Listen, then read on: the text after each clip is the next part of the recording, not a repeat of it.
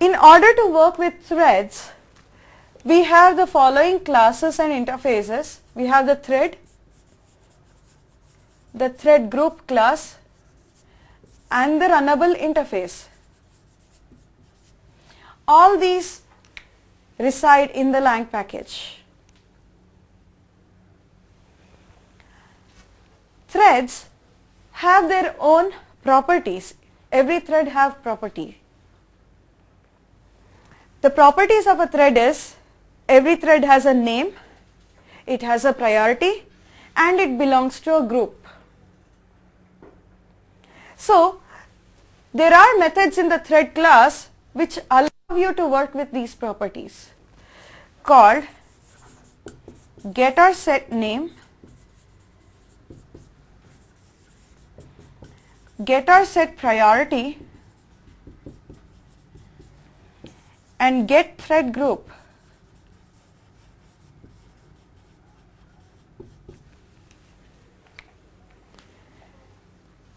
Till now you have not written any threaded program. You just wrote a plain application.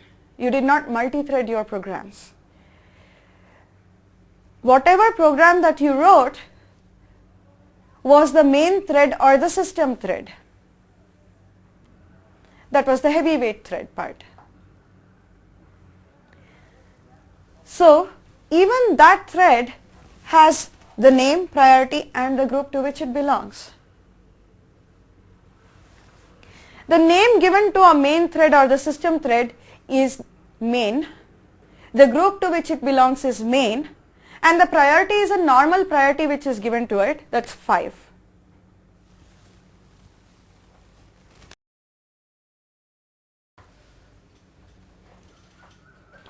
When you create a thread, you can specify the thread with its name at the time of creation. And you also specify the group to which it belongs at the time of creation of a thread. If you do not specify the name for a thread when you create a thread object, the API, the thread class, assigns the thread with the name as thread 0, thread 1, thread 2, so on and so forth. You can of course change the name of a thread by calling a setName method later on. Now for the group. The thread group has to be specified when you create an instance of a thread itself. As you notice, there is no set thread group, there is only a thread group.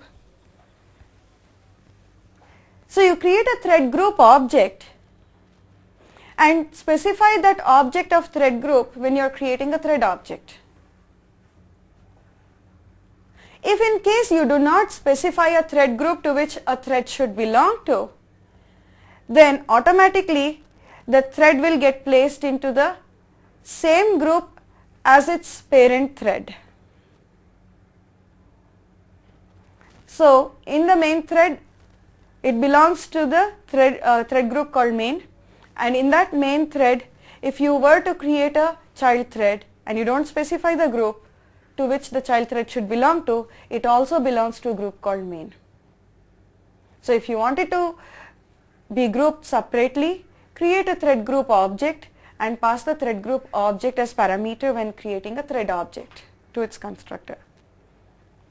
Why do I need to create thread group or group together threads? For example, if I want to manipulate set of threads together, that's when thread group is useful.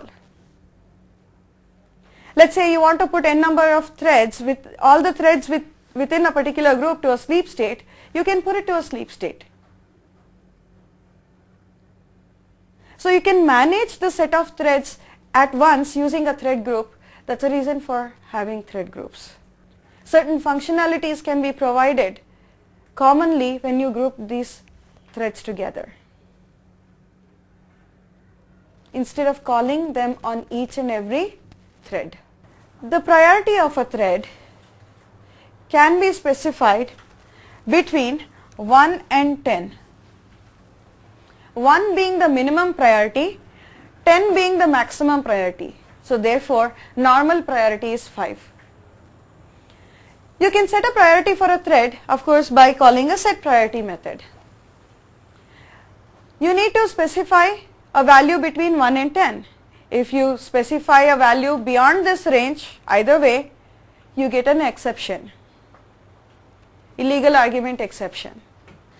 If suppose I don't set a priority for a thread which I create, then the thread gets the priority same as its parent thread.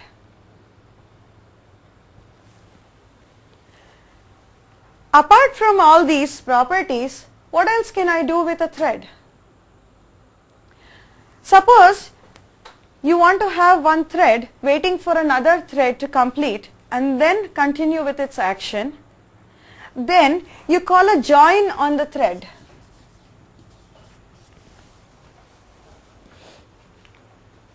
Let's say I have thread 1 which has executed certain step of information. So we have thread 1 and thread 2.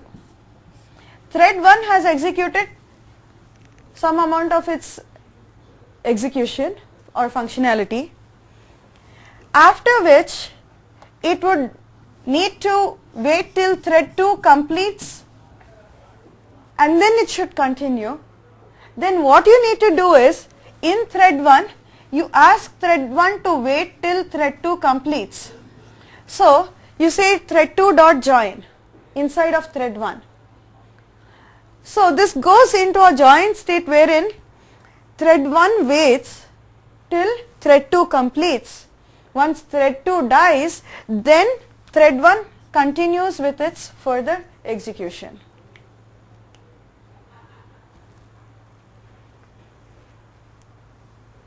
This join method throws interrupted exception.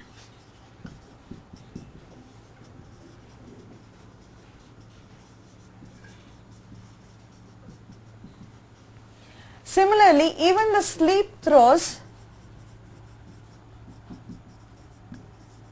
interrupted exception.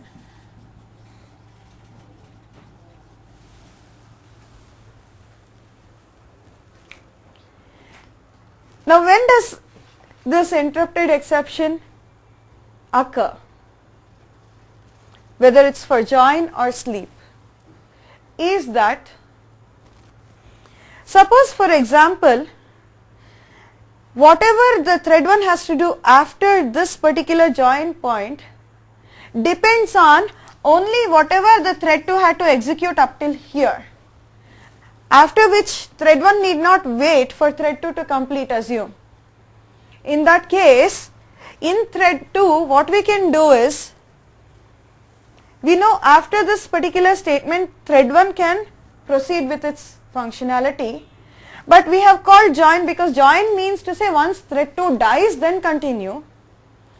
So what we do here in thread 2 is called thread 1 dot interrupt. So interrupt is a method in the thread class as well. When we call an interrupt method on a thread which has called join or which has called sleep, it throws the interrupted exception and comes out of the join or the sleep state and continues further in its execution. So now thread 1 can continue as well as thread 2 can continue with its action. That's the requirement for join and interrupt methods.